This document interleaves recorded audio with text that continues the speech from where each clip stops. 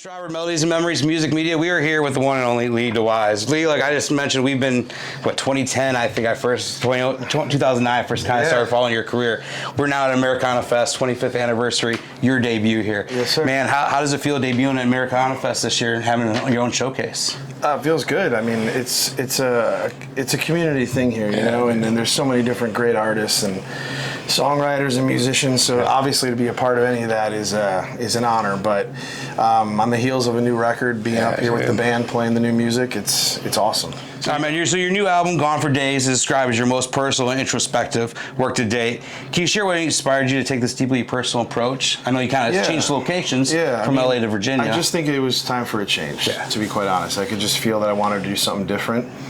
And having the opportunity to play Bristol Rhythm and Roots last year, I had the chance to go to one of the studios out there, classic recording studios, and work with Mike Stevenson. And it was one of those moments where it just felt right in the room. Special place out there, man. Yeah. And so it was very easy to make the decision. I'm gonna not make the record in LA and go out to Bristol and make it there. But did you start doing some work in Nashville too at the beginning early? Or No. I thought I saw somewhere I read where you spent more time in Nashville. No. Okay. No. Just kind of out in Virginia. Love that, dude. I wrote a little bit in LA and then I brought the rest out to Bristol. Yeah, man. Yep. So you chose to write this and record this record solo. I mean, no co-writers at all writing this.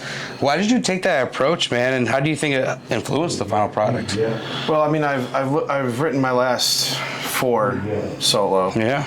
And it's just one of those things that I think the songs are so personal, and I have a vision for them, and they're like my kids, you know. So it's like when it comes to writing, I do co-writes for other things and the like, but when it comes to my own record, I really I feel like the best way I can get to the closest version of me is to write them. Down to you, So the single, man, Devil in the Details, it dives into themes of battling inner demons and grief. What motivated you to explore such a heavy and personal topic for this one song? And tell us a little bit about the video that just came out too with that. Yeah, I think on that song, again, it's one of those situations where the more time you spend alone, you know, you get closer to that thing. And being able to spend some time in Bristol, 2.5 months in a house by myself, you know, you get real close to that thing. And so I think a lot of the things that you're vulnerable about, the things that maybe you don't write about because you don't want to be that exposed or whatever the case may be, I think that space and the time and the decision to go there allowed me to kind of hit those things, you know, and get into that stuff. And kind of honorable for a while. Put your heart and soul in it, man. Yeah. So we kind of talked about going back 14 years, 2010. One of my favorite songs that you ever put out back then, Earth Stood Still, dude. I love that song, one of my favorites. How do you feel like your songwriting process has evolved since Earth Stood Still to now these days, the Devil in the Detail?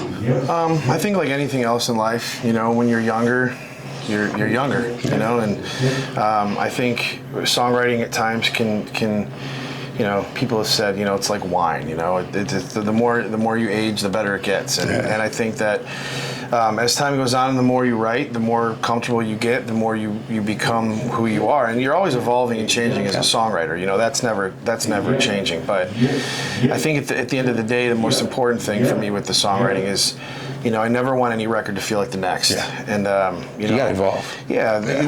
Honestly, albums to me are very similar to like, you know, photo albums of moments of your life, you know, and each one of these is kind of a snapshot of my life and where it is then, and Gone for Days is where it is now. So we just talked to a guy, and he's a photographer and a musician. He said he's going to do an album of all these photos he took, because each photo he feels like there's a song behind that song. Exactly. So it feels like it fits in there. So originally from Mount Prospect, Illinois. Yeah. Love that, man. You're coming back October, Hey Nani in Arlington Heights, man. Yes, sir. How do you plan for the hometown shows? I mean, even though you're in LA and you've been in LA for years, it's still home. I think back in the day it was a little more stressful. And now I just, you know, I get to see my family and I get to play music. And everything else is like secondary to that as far as going into town. But once it's time for the show, it's all about the fans, man. And it's all about the people that are there to see me.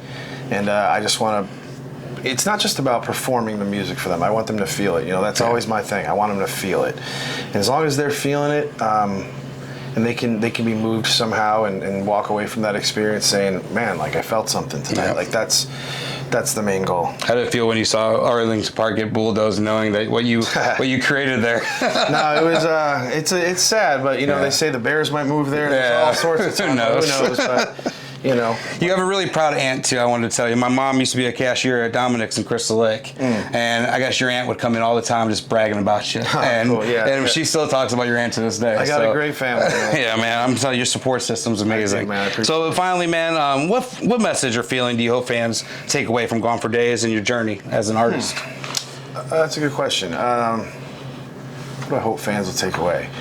Well, I think it's, at the end of the day, very similar to playing a show live. What I want people to feel is a safe space to feel something. And I want, you know, if anything, I think this record allows people to be seen in one way or another. Because I think a lot of the things I'm writing about are things that people don't necessarily talk about, but everyone goes through in one way or another. And so, we all struggle with that. If anything, I hope people walk away feeling that this record was written just for them. Oh, yeah, you know? dude. Well, hey, man, like I said, what I've heard of it already, I love it. I relate to it, a lot of it. Appreciate it. And that's why when I saw you saw your name on American Honor Fest, I'm like, I got to talk to Lee. Thank so, you, bro. man, it's been appreciated. Leader-wise, guys, check out the new album. Check him out at Hinani coming up. And honestly, anything this guy does has just been pure gold lately. So make sure you check out Leader-wise. Thank you. See you guys soon.